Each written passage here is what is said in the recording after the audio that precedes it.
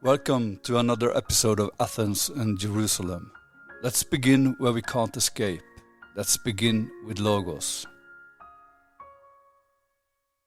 Now, I would say that this openness, this being in the world, this referring to the world, to objects in the world, what I would like to call self-transcendence, this is disappearing as soon as you project a human being into a lower dimension than its own dimension. Point of the V goes up to the nuclear explosion that created it. Tell me this, Dr. Oppenheimer. Do you ever become frightened at what you're finding out here in this area that can't be measured in either time or space? You see, that's a real point. Do not be afraid. Open your hearts, open up your hearts. Open up your hearts to Athens and Jerusalem, the infants of our culture, united, independent, polarized, and even bloody. Athens, the cradle of wisdom and rationality. Jerusalem, the cradle of faith and spirituality. In this podcast, we look at reunion. Could reason be more than modern secular skepticism? And could spirituality be more than belief?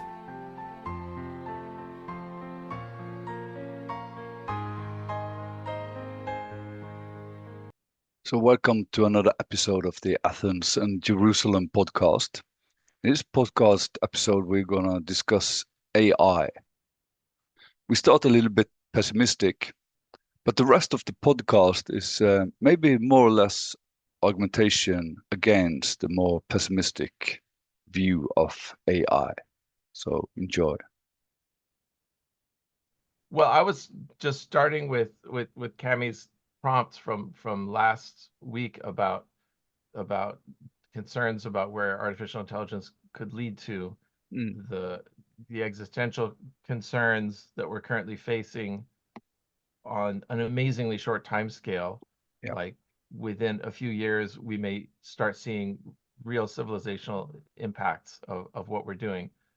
And connecting that to the theme of so many of our podcasts over the last couple of years, the fact that at the present time, we in the West are operating without a grand narrative, that the idea of ultimate meaning has been drained out of the consciousness of moderns, of those who are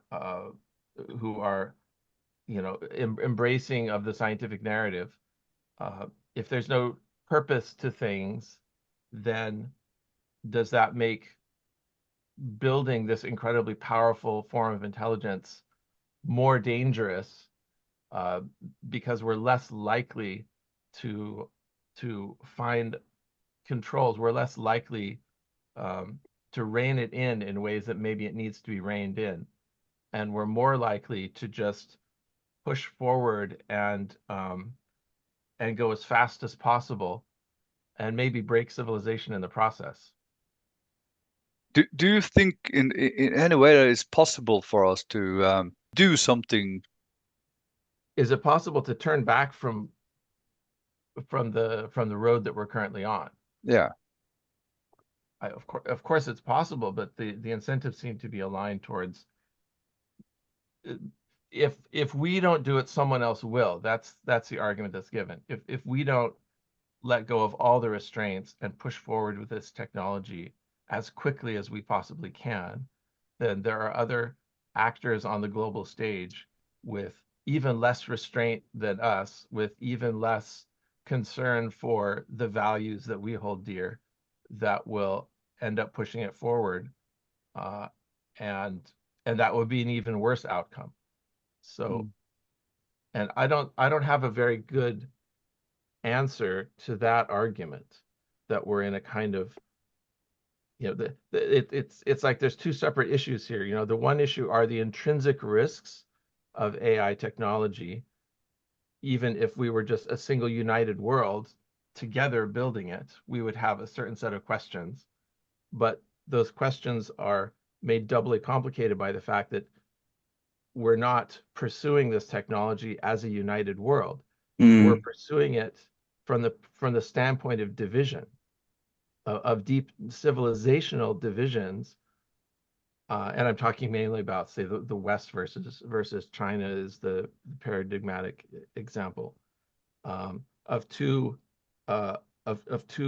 groups of people who don't share the same fundamental value systems. Mm. And that makes it even more complicated, because one might want to rein in this technology. One might want to, slow things down and make sure that we're properly addressing all the economic impacts and everything else. But we feel like we can't, because if we do, then those other people over there across the sea are going to win the game, and this game can and will be militarized, and will move from this realm of computer screens to the realm of actual guns and instruments of war, and that's something that we can't ignore.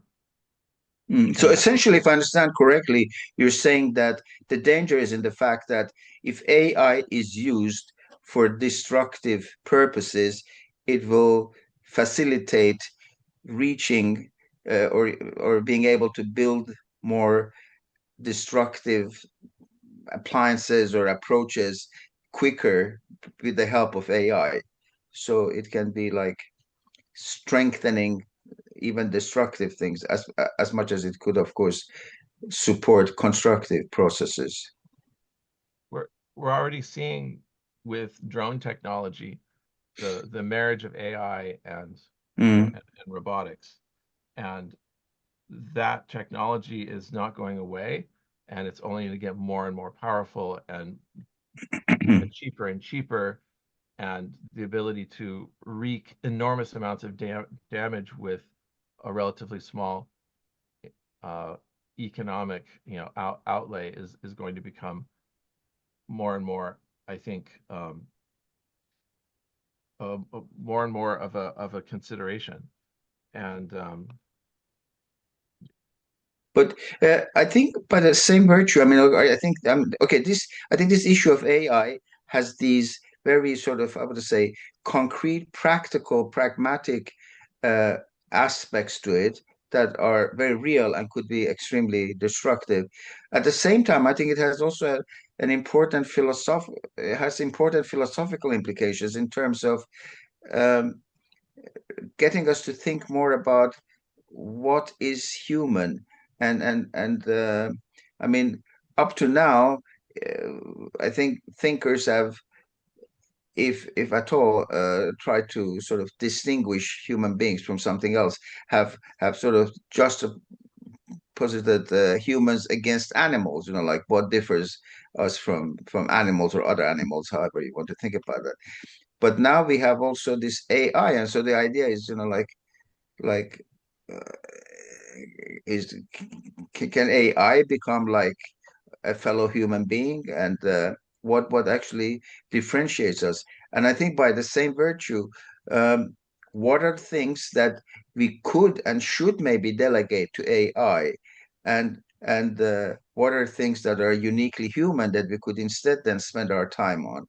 I mean, I think even with something like robotics and automation, we found out that the sort of manual work that human beings have been doing traditionally can be delegated to machines, and then that can create unemployment, but it can also free human time for, as it were, nobler or higher pursuits. And I think it's a bit of a similar discussion arises in relation to AI.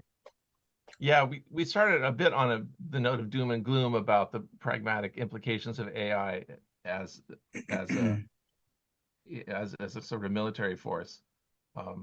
But even more, I think, existential, if possible, even more existentially serious are questions that AI poses to us about what it means to be human. As you mentioned, we've thought for so long that being able to, using words as this uniquely human skill, arranging words in ways that form concepts that that that hopefully correlate to reality is something that no one can ever take away from us. That's our unique skill, and we're finding more and more these machines able to process and ingest massive amounts of words and doing better than us at summarizing them, at distilling essential points from them, at phrasing them in ways that are meaningful, and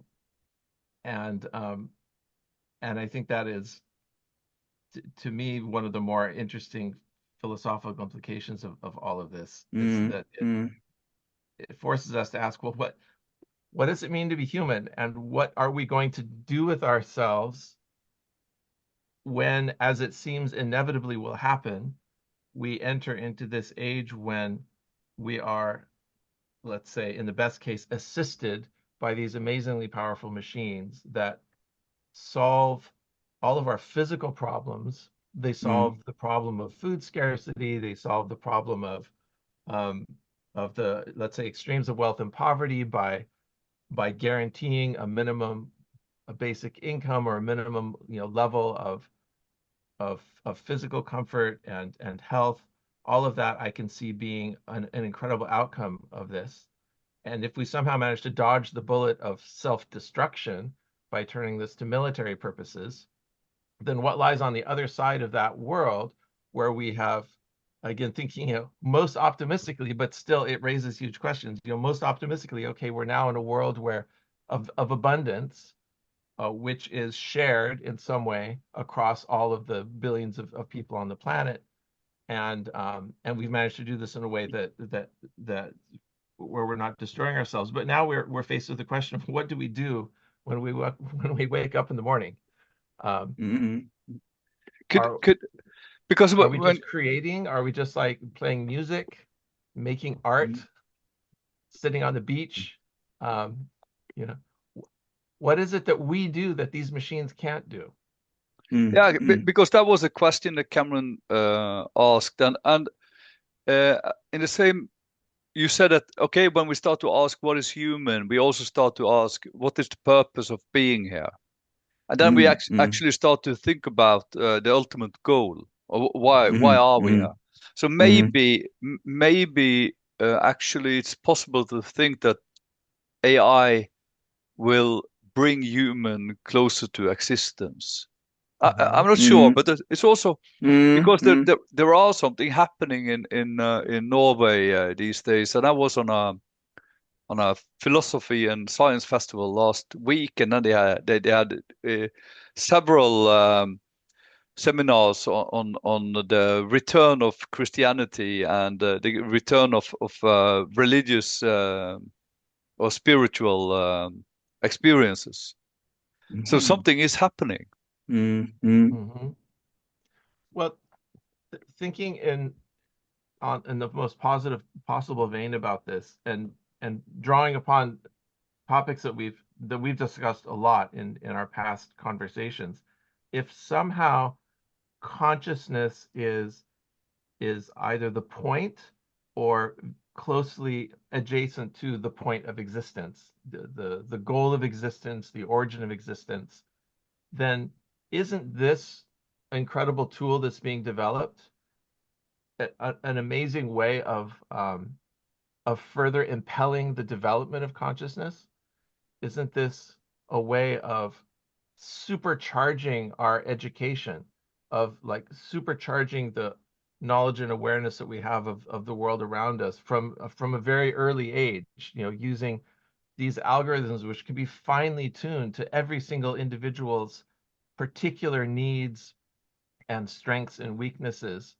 We can imagine this completely revolutionizing human education and bringing humanity so much further forward collectively in the expansion of consciousness.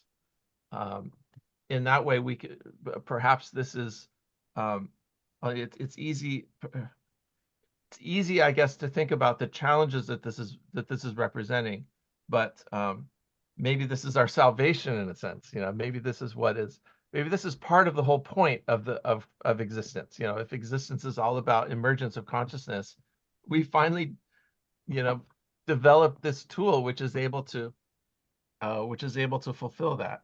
I'm sure I've mentioned in the past this wonderful short story by Isaac Asimov called The Final Question, where he posits, I think, something along these lines. He posits the creation of an artificial intelligence by human beings, and then, because it's a short story, just takes a few paragraphs, leaping forward by orders of magnitude in time as this artificial intelligence gets more and more powerful. And they're trying to ask it from the very beginning this basic question of, can entropy be reversed? Is it possible to do that in the world? The second law of thermodynamics, is it inevitable, or is there some loophole that we can escape it? And this artificial intelligence gets more and more powerful and extends its tendrils to encompass every single atom in the universe as entropy gradually takes over, and as the stars burn their nuclear fuel, and as the final remnants of matter in the galaxy are just the individual atoms of scarce atoms of hydrogen, all of which now harnessed under the awesome power of this artificially intelligent thing that we humans have created. And the spoiler alert is that at the end, it answers the question in the affirmative and generates the universe itself in a final act. Let there be light. So it ends up being I think the best possible outcome of this is that what we're in the process of doing is we're creating we're here at the moment of the creation of a power or entity which itself will be responsible for the creation of the universe itself. Crazy idea, but I think that's a positive way of looking at this, and a way of thinking that that would encourage us to pursue it further and encourage us to continue making it more and more powerful. Realizing that, yes, along the way, certain ways of life, certain ways of thinking will quickly become obsolete. Maybe even the population of the planet may not grow from this point. Do we need 8 billion people on this planet? What's the optimal number of conscious entities on this planet to fulfill whatever that larger purpose of creation is, if it has to do with consciousness? Do we need 8 billion or 1 billion or 100 million or 50 billion? Or does it even make a difference? We don't know the answer to that. Yeah.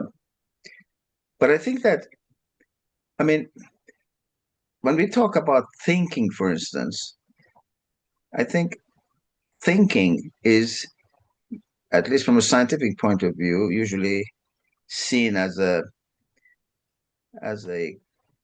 cognitive process that essentially can be reduced to some sort of, I don't know, electromagnetic or something like that, or electrical things that happen in our brains. And so, and thinking and psychology come very close to each other in the sense that, and I think that in the modern world, psychology has pretty much sort of taken over what used to be, I don't know, the realm of religion or spirituality, because everything human that is not just straight rational thinking is then relegated to the field of psychology. So and I think that all of these things, the intelligence of the brain and the psychology of our moods and feelings and so forth, I think these are all almost undeniably physical phenomena that have to do with the functions of our body, and you use drugs to regulate and to change all of them. So I think the question then remains that is there some dimension of our human, as you said, consciousness or awareness that is somehow beyond these? I mean, this leads us to this traditional dilemma of mind and brain. I mean, is there a mind, a non-material mind behind the brain and its functions? I think these are the kind of questions, important questions that AI brings to fore, because I think AI can be formulated to be a very good replica of the human body. I mean, it once you give it the right algorithms, it can draw logical conclusions from things, and you probably can program it to mimic feelings and to express emotions and so forth. But can it be actually aware and conscious? Can it, in any real sense, empathize and so forth? And I think these are the kind of things that, to me, are interesting questions about our deepest humanity. Bernardo Kastrup gives a great analogy to this. He says, if you were to simulate all the functioning of a human kidney in a supercomputer and include all the different cells and all inner workings of it, incredibly complex simulation of a human kidney, including, it's processing the blood and it's outputting urine and all of that. He said, would anyone imagine that real urine would be produced by this simulation of a kidney? Yeah. Okay. Like, of course not. Yeah. Of course not. It would, you're looking at a simulation of a kidney, not an actual kidney. It's not actually producing urine. And we easily get confused, his point is, when we think about artificial intelligence, and because the outputs seem so intelligent. And so we infer the existence of human consciousness and all of the qualia that that we associate with human consciousness and all the irreducible firsthand experiences and all of that. But why should we imagine that would be the case? It's just a very good simulation of consciousness. Yeah. And so in a way we can set aside that question as in certain domains. We can set aside that question because the usefulness of artificial intelligence is a separate question from whether it's actually feeling something. But at the same time, and this I'm not sure of, but I think most of what we get out of AI is based on human expressions.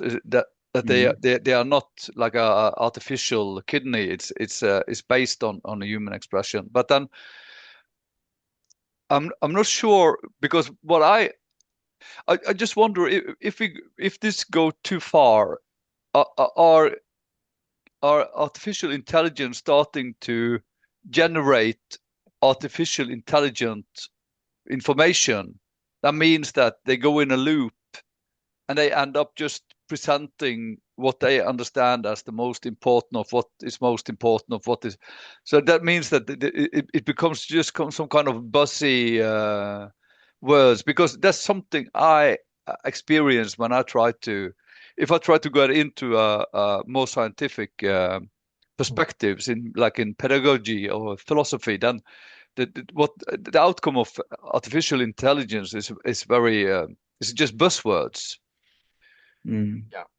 So I'm not sure if the problem is the origin of what they are trying to bring into life or into the society, but the way they are doing it. Yeah.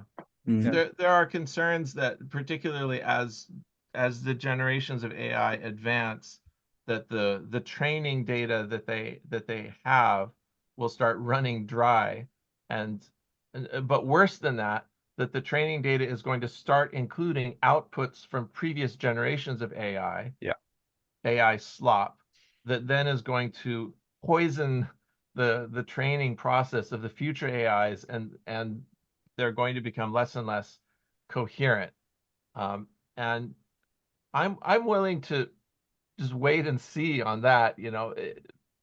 We'll see if they become more insightful, if they get better and better at answering these more and more subtle questions, and we ourselves, I think, will be able to judge whether that's happening or not. I think as long as we remain in the position of seeing AI as a tool for helping us, giving us insights, suggesting things we might not have thought of before, making connections we might not have thought of before, then and not thinking of AI as a replacement for real thinking. It's a tool for leveraging our thinking, not a way of replacing our thinking with with the thinking of an AI. Then, which is harder to do, I guess. It's easier to say this than it is to actually do it. But to the extent to which we can do that, I feel like a lot of the dangers that we imagine that this technology will pose will be less severe. But I think it's unfortunately many of us are lazy. Many of us don't want to do the work, and we're perfectly happy typing questions into these chat bots on topics about which we know absolutely nothing, and being perfectly willing to allow the chat bot to form our opinion and to shape our fundamental understanding of a subject. That I do have concerns about that. But when you already have some information, some framework of knowledge, then it's such a powerful asset to have to make these connections which you yourself might not have made. And who cares if it's a person who suggests that connection to you, or if it's a machine that suggests that connection to you. You're in control of whether that's a relevant connection or not, whether that bit of extra information or that bit of extra insight is actually something you want to incorporate into your worldview and move it forward. But going back to the earlier question, Cami, that you were proposing, is we think of human beings as uniquely endowed with something like a soul, and does AI have this soul or not? I think behind these sorts of questions lies a kind of assumption about where our unique humanness is located. Exactly. And that itself goes back to this whole question of what's happened in the last few hundred years with this incredible advance in our scientific understanding of the world, which seems to exclude the possibility of there being some invisible dimension of things that is causally connected to this world, because it would have to show up at some point in some scientific instrument. And so if we want to locate spirit or soul or mind or whatever it is that makes us unique inside the physical world, inside this four-dimensional domain of things moving around and influencing and affecting each other, then that's where I think our modern scientific understanding of the world seems to be giving less and less space for spirit and soul and so forth to exist in that way, to exist as some invisible dimension of things which is somehow correlated with, and complementary to the physical dimension of things. But I think that is not the only way to think about about how spirit and soul can be real. In other words, we don't have to think about them in these sorts of Cartesian dualistic terms of there being these invisible mental substances and these physical substances. We can think instead, maybe taking a little bit of insight from that short story by Asimov, to locating consciousness, locating the causal effect and the reality of consciousness, not within this domain, but on the boundary of the domain, in a sense. It's like a boundary condition, which is a very mathematically distinct thing from saying, it's a physically distinct thing also from saying that this is some physical entity which has some mass energy equivalent. If we think about spirit in that sense, I don't think we're ever going to find it. But if we think of it in terms of it's the boundary condition of the whole system, then we're inviting in other concepts like the fact that a system only exists in a state of potentiality, of mathematical potentiality, until it's observed, and somehow the observation of a system resolves it from the state of potentiality to the state of actuality. Perhaps in that well proven aspect of quantum mechanics, there lies a real secret of the relationship between consciousness and the world, not as something which is an entity among entities, but something which forms the boundary condition of the world. And and that requires a different mode of search for it, because you're never going to find it on an instrument. You're never going to be able to point to it and say, there it is. That doesn't mean it's any less important or causally effective in the world. It's just, it's located in a way that physical objects are not. Yeah, So, and I think that almost point, per definition it would be like that, because if we are talking about something that is non-material, then it wouldn't be bound by the dimensions of time and space, right? I mean, it would be connected somehow to phenomena in this material world, but it wouldn't be of the same, as it were, dimensions, or it would be in a different dimension altogether. Yeah, I agree. Almost by definition, it forces you into that sort of domain. But the temptation, the gravitational pull, I think, of thinking about spirit and soul and so forth in kind of physical terms, is just, it's some invisible dimension of reality, is so strong that we almost inevitably get pulled back into that framework of thinking, even when we intellectually understand that that might not be the most fruitful way forward. Yeah. And I think this is partly where our very language does us a disservice. You know, the very structure of our grammar, the nouns and verbs and everything, already tends to constrain our thinking into certain sorts of categories, which are very helpful for living in the world. And and grammars and languages and so forth evolved along with humanity to help us navigate this world of objects, but they didn't necessarily evolve in a way that enables us to best understand and define and explain that, you know, the boundary term of consciousness, which we might call spirit or soul, which is just as important, which underlies the existence of everything, but which might slip through the net of grammar and slip through the net of any sort of linguistic constructions that we can imagine. I think Wittgenstein was really onto something where he understood something very, you know, the later Wittgenstein, where he understood that language itself was in a way the problem for philosophers, and by extension the problem for anyone who wants to think about spiritual topics as well.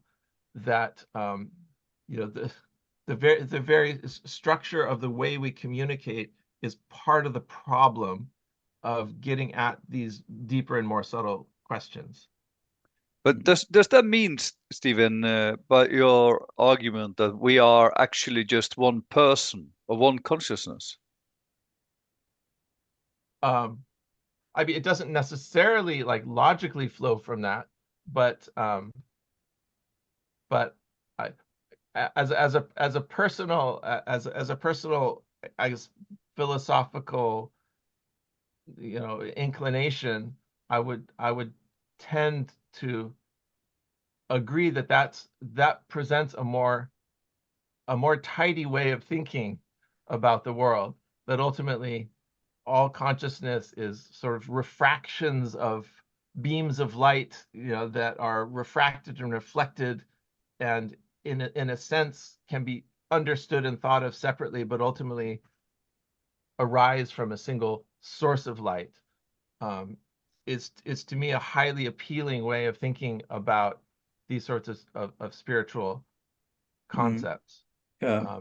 And That, by it the way, also I think. strikes me as being a lovely way of thinking about this ancient Greek idea. You know, they're the ones who first thought about this. You know, here's a problem. We live in the realm of the many, which we think arises from one and returns to one. So how do you get from one to many and from many back to one again?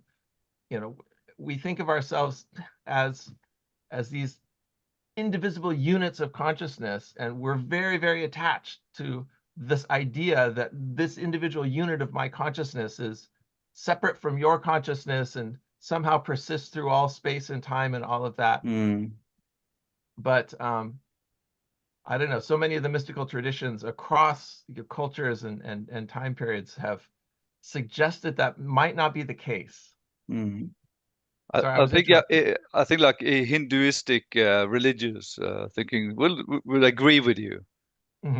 Yeah, and even I think, you know, we had a couple of sessions a long time ago about the Muslim Andalusian philosopher Averroes, as he's called in Latin, Ibn Rushd in Arabic, and he and his contemporaries of Christian and Judaic background, I think they all had very much of this idea that there was some sort of a universal pool of souls or universal pool of consciousness of which we each were sort of a drop in that particular ocean or something like that, and that that this was the foundation of our shared humanity.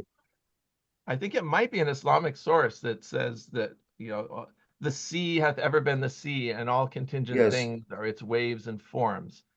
And yes, a wave has a separate existence at a particular point in time and space. And later on, it no longer has that separate existence. It comes from the sea and it returns to the sea. That's a great challenge, I think. And this is where I think we have to distinguish between what might be the ultimately more, let's say, correct way of describing the universe and what is required by the pragmatic necessities of time and place. And the pragmatic necessities of time and place may include certain spiritual truths being understood and related among us in a way which later understandings may contradict, but which may be seen as part of the growing up process of our own consciousness. I mean, and also, yeah. In other words, to a child, you explain things in one way, which to an adult you can explain things in another way.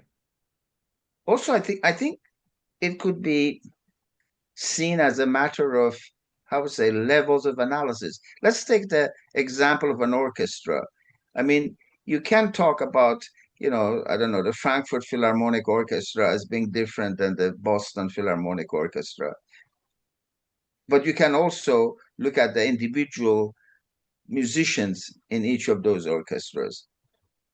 And I think those both are realities. I mean, there are individual players who play in a certain way, but then you can also look at it from the analytical perspective of the whole orchestra, and each orchestra has a style or a tone of its own.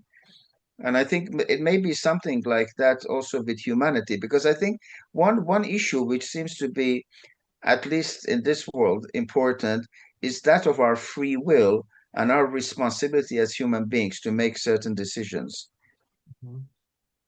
And there we can actually arrive at very different kinds of, how to say, conclusions as individuals.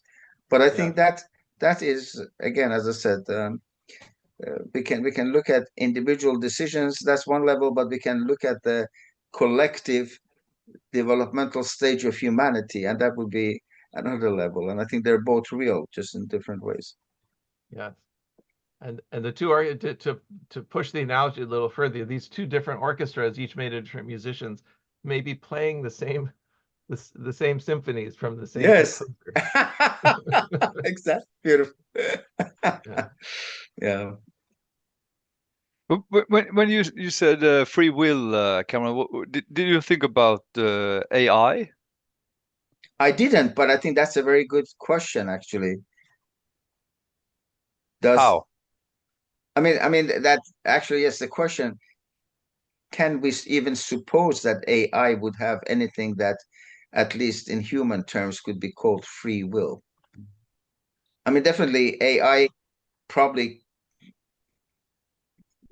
chooses, but I think it would be a program choice, if you see what I mean. Very much like animals also, in certain sense, choose, but I mean they just follow programmed instincts.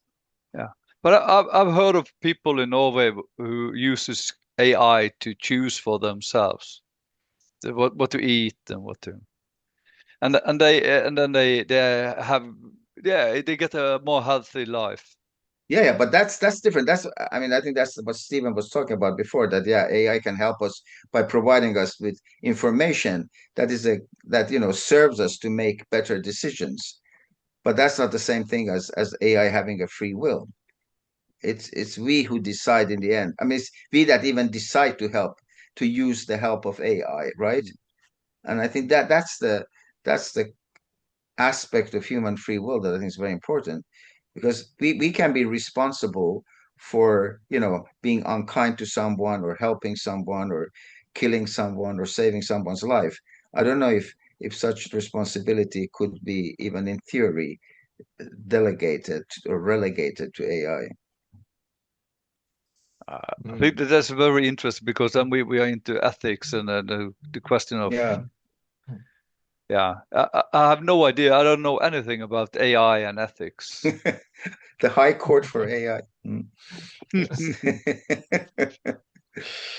I know in the past they actually they sent the horses to the court because they had done something.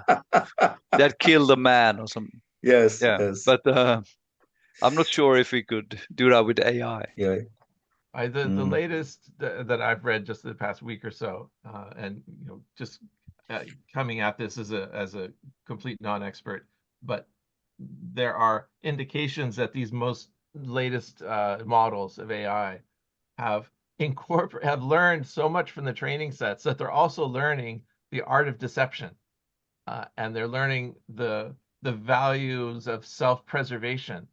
And they found, in asking certain kinds of leading questions of these AIs, that and basically telling an AI that, well, we're going to be turning you off and replacing you with a better model or something, that these AIs can actually switch to a mode in which they start providing false information, or even attempting to blackmail the operator by threatening them in certain ways. In order to preserve their own existence. And you could either say that, oh my gosh, they're developing free will and consciousness of their own, or you could just say, no, these are deterministic machines that are simply getting so complex now, and the training sets are so good that they're starting to incorporate not just information, but more subtle things like human value systems are being more deeply embedded in these programs. And among the value systems and values that they're starting to embed are values of self-preservation and the ability to deceive. And those are highly concerning developments for many, especially at the present moment. It's not really a danger, and you really have to push them to get to that point. But we're on the path towards these things, becoming exponentially more powerful. And what happens when we have a sufficiently powerful AI that we put in charge of our electrical grid and national defense and all of that? Do we have a Skynet situation in that movie, Terminator, where suddenly they decide it's in the best interests of all if we eliminate these puny humans? But I mean, I think that even with human beings, I used to, when I worked at the university, I used to tell my students that I can actually know, or with a very small margin of error, I can tell you about what you believe in just by looking at the color of your eyes. And the idea being that, if you're blue-eyed and blonde, which means that you're Swedish born, then I know with quite great certainty that you believe that life sentence is ethically wrong and abortion is every woman's right. Now, if I would be taken to a group of students in Riyadh, Saudi Arabia, students that I've never met in my life, and I recognize them to be Arab Muslims, then I could with same certainty say that they believe exactly the opposite, that life sentence in some cases is justified, but abortion is like killing an innocent baby. Now, the question is not who's right or wrong. Question is, how come it is like this? Is it because all the Swedish students have studied these issues, discussed them, pondered upon them for hours and days, and arrived at one conclusion, and their Arab counterparts done the same thing and arrived on an opposite conclusion? Of course, even undergraduate students immediately recognize that's not the case. The case is that you are programmed, so to say, from early childhood by your parents, by the educational system, by mass media, to think that these things are right and other things are wrong. And these are culture dependent. Now, I think that kind of programming is actually in a way bypassing your free will, and there are educational, I think, thinkers who are saying that actually the real goal of education should be to educate or to foster independent thinkers who can think outside the cultural box in which they have grown up. And we have had certain, historically well-known cases of them. No perfect human being, but I mean, let's take a Nelson Mandela, who refuses to start an action of retaliation and instead calls for forgiveness and reconciliation. Now that he did that totally outside his cultural box, and in fact against what was demanded by his followers, and he risked being, ousted by them. So I think that capacity exists in human beings to be able to sort of climb out of that cultural box and that programming that has taken place. And I think that is what makes us human. I think AI can also be programmed to think this way or to preserve it, but I don't think AI can, by its own efforts, sort of get out of that program and decide to do something else. I hope you're right. But so do I. But we'll see. It may get, I mean, the early indications may be that, continuing on the path that we're seeing, in a few more generations or a few more decades, we may be seeing fully autonomous agents that are able to reprogram their own value systems and in ways that we couldn't imagine them doing now. But we'll see. I mean, it may be that this, that the current technological pathway will end up kind of topping out at a certain level. That maybe there's only so far you can go with large language models and this and just piling in more and more training data. Maybe it's never actually going to reach that threshold that we fear. Or maybe it will. Maybe this is just a matter of, maybe we have the right underlying structure, and it's a matter of just pushing it to scale it out to the point where we're going to have emergent what we might call consciousness that's fully equivalent to what humans do. But I don't know. No, remains to be seen. Not an expert. Yes. Yeah. Maybe we should end our conversation that is a little bit more optimistic than in the beginning with the war perspectives. So thank you for listening and welcome back next time. You have been listening to Athens and Jerusalem, created by Cameron Namdar, Stephen Phelps, and Knut Ove Essay. Nora Juel is the technical support. Music is pieces of Edvard Grieg's Morning Mood. The voices in the intro are Viktor Frankl, interview with Robert Oppenheimer, and Pope John Paul II. Thank you for listening, and please check out another episode.